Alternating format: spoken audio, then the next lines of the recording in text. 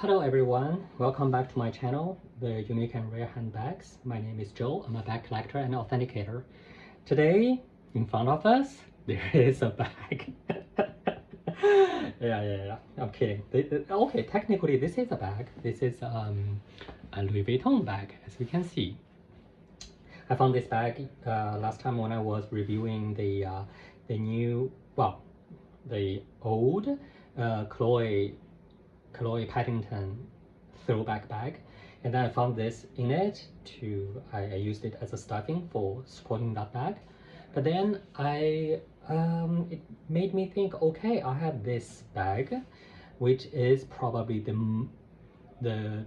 most exclusive and the rarest bag that I own in this world, that it's from Louis Vuitton, and I'm pretty sure that very few people would recognize it. So anyway, this channel, I do this channel not because I want to showcase all my bags that everyone knows.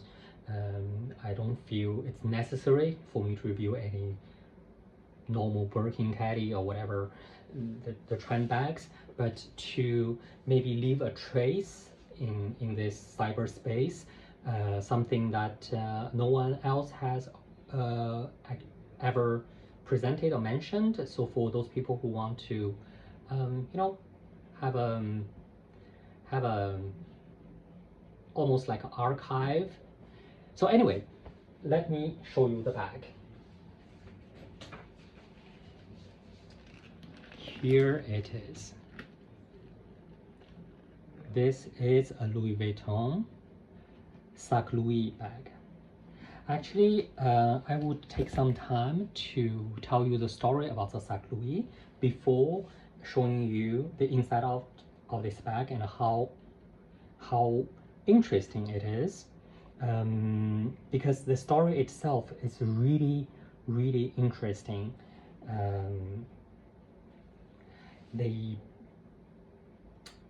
It was almost like a piece of history in this bag making world. I'm actually having a bit trouble of organizing my thoughts because there are so many things. Well, I will start from the beginning.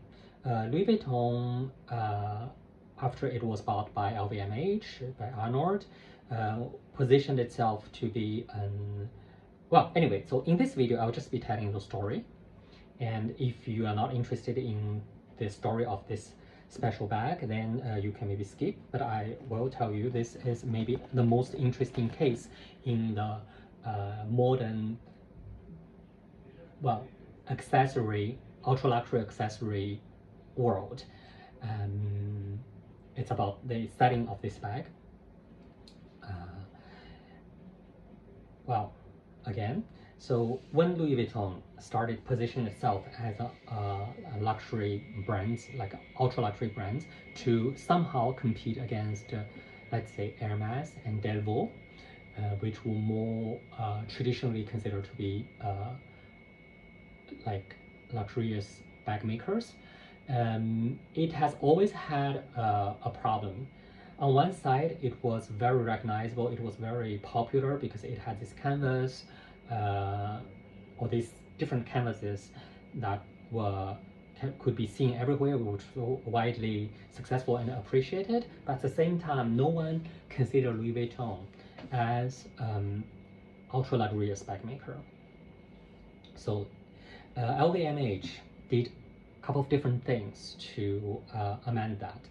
One of the things is to buy all those small insulate bag maker brands, to maybe to cultivate them into something more worldwidely known, and eventually compete against Hermes. The other thing is to actually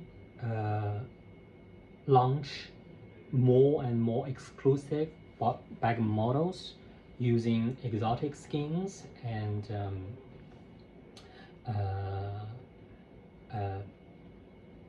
really fancy styles, to eventually elevate the whole Louis Vuitton line to the same level.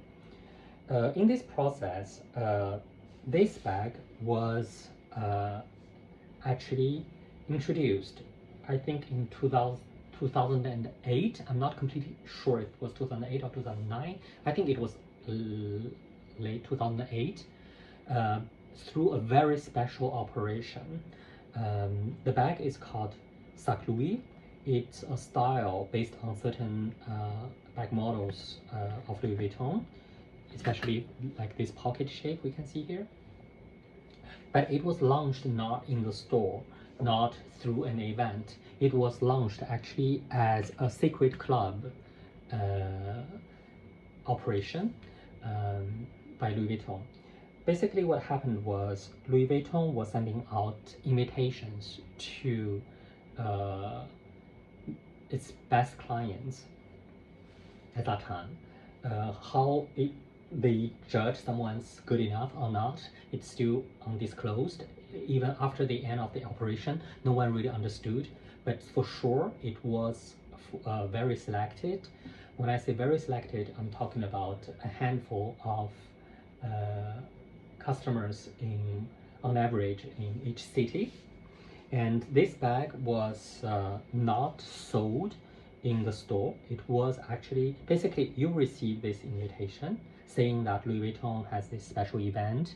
Very often in a lot of cities, especially at the beginning, it was only in like the most luxurious hotel suites in a city, and you decide a date and the time slot. Basically it's a whole afternoon for every client, a whole afternoon or the whole morning. They would send over a car and like a chauffeur service to fetch you to that location, and then you were seated in this luxurious salon, and there's champagne offered, there's different types of other beverages, and then there's afternoon tea with small finger food, and then they have this big trunks of Louis Vuitton in which they have actually different types of leather and this bag model. Maybe until here, some of Louis Vuitton's top clients would think, oh, it sounds like the Louis Vuitton Haute Maroquinerie operation. Yes, actually the Haute Maroquinerie, which basically means the high bag making in French, was launched, I think, 2 years later, following this operation, in very selected Louis Vuitton flagship stores. They had a dedicated space, or sometimes a private salon, to do the haute maroquinerie ordering, which is like a made-to-order bags. I think there are also people call it just a made-to-order, well, Louis Vuitton bags. So this was the beginning of everything. It was, in my opinion, a trial of Louis Vuitton to see how the market reacts to this new ultra high end of bags in Louis Vuitton, because traditionally up to that point Louis Vuitton was not perceived the same way, and they wanted maybe to know if there's a market for this. So you are there, and then they present you this bag model. There's only one model, and there's only one size. The only thing you can customize is the leather. Of course, there's the normal leather version, and then there's this crocodile leather. The price tag at that time in Europe, it was almost like, I think it's less than 10,000 euros for a normal leather.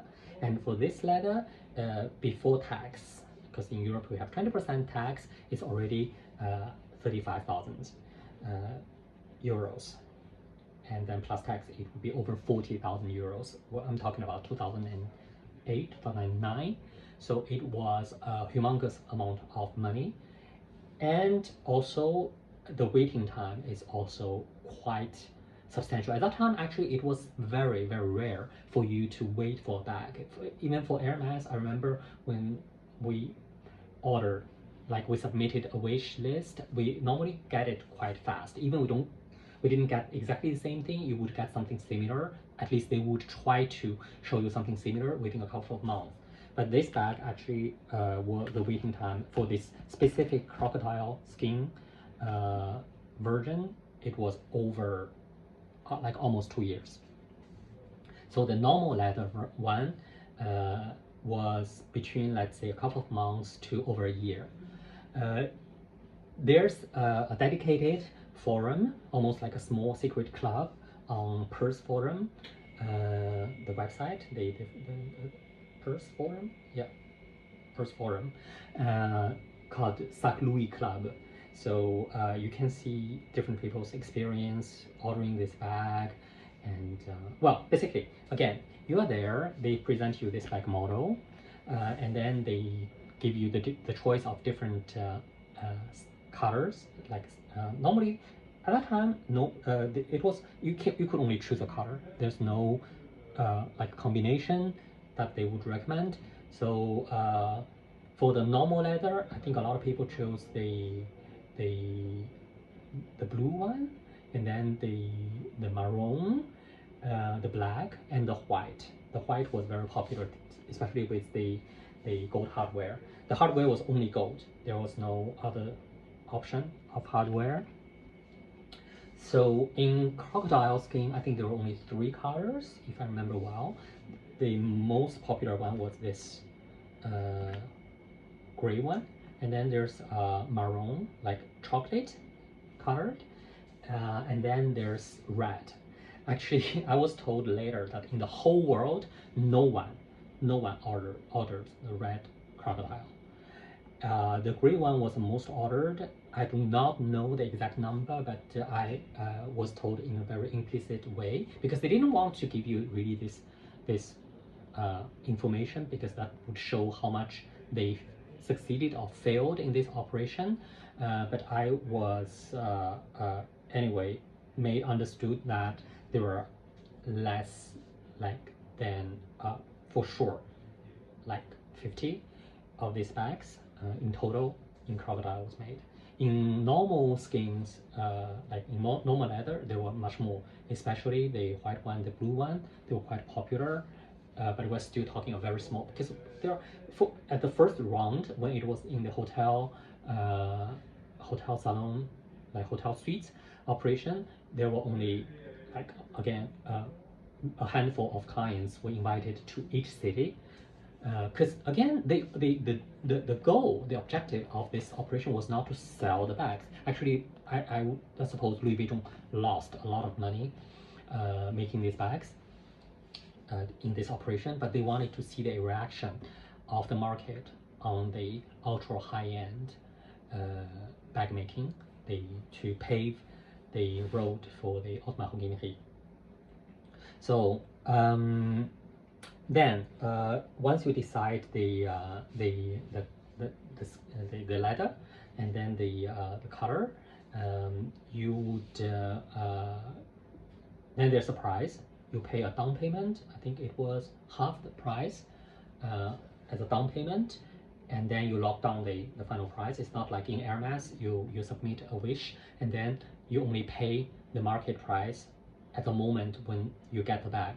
This bag, the price was fixed at the moment you order it, and then you pay the rest upon the delivery. So, and then it was a very prolonged procedure. They give you a lot of information. They try to, well, I suppose a lot of people invited to this kind of event. I was to different watchmakers like Patek Philippe or whatever. So basically, it's also a chance for them to consolidate this clientele of in the top of the pyramid, right? So they treat you very well, and then at the end, they send the driver to drive you to any destination within the city to complete the experience. So that was the experience itself, the procedure, and then the what happened after was quite hilarious because it was, I would say it was not a complete success in terms of the Sac Louis itself.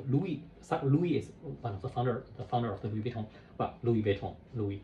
Well, so it's because there were a lot of significant delay for a lot of orders, even for the normal skin, because they.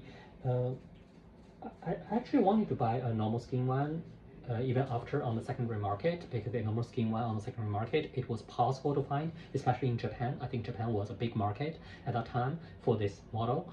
They claimed that the leather that they needed was so perfect that they had a lot of trouble of sourcing it. So a lot of people were promised 3 months, and then it took like a year or over a year to deliver. In especially in the United States, customers are not very used to this kind of treatments, so they got even like cancellations and everything. But Louis Vuitton handled it pretty well, so they just canceled everything and refunded the money without any problem. Because normally, but and then once the bag is delivered, there's also a case that the customer canceled it after like a year, and then his bag arrived a couple of months later. Actually, he saw it in the store. He loved it so much, and he decided to buy it back. But then the price would be actually the updated price according to annual increase. So, well, I feel that Louis Vuitton could make even further gesture of honoring the original price, but it was not the case. So this is maybe a quite boring video for those who are not interested in this operation, but to me, it was a very audacious initiative from Louis Vuitton, and also a very smart one, to see how the market reacts to this. Because again, we're talking about 15 years back, more than 15 years ago, when Louis Vuitton did not have the same position as today. So it could provide as an example of for other brands like mid-tier or well even high-end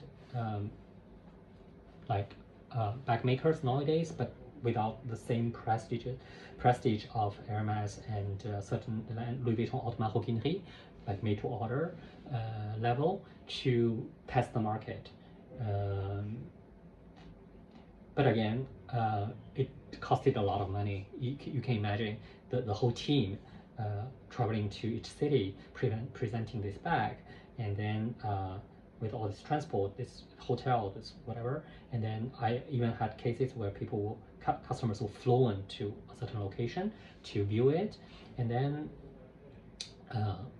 to not be able to deliver the bag because I think the leather used was such a small order, such a different order for Louis Vuitton at that time, and it posed a lot of problems for Louis Vuitton. Anyway, in a big company like this, anything made out of norms would cost a lot of money. So what else I wanted to add? So basically, yeah, and I think at first it was really invited only, then you cannot request to see it, you cannot request to be invited. But then when I think 2009, end of 2009 and 2010, it was possible to go to a store to talk to your, if of course, given that you are already a good Louis Vuitton customer, talk to your sales like SA and request to be invited. And at that time, it was not in hotels already because they were already initiating the Haute Maroquinerie service. So it was very often in the store, they would give you an appointment and get a model for you to see it and choose the leather. So it was a much downgraded version of it already. So this bag was ordered in France, and again 2008 at the beginning of the operation, and it costed 35,000 euros without tax. When you see the number, you could see that it was not calculated based on the cost or the whatever offer and demands ratio. It was just they decided to test the market for this price range, 35,000 euros plus tax, 42,000 euros, and then buff, that's the price, take it or not. So anyway, so in the next video, I will show you the inside out of this bag and how those interesting small things about it, and stay tuned.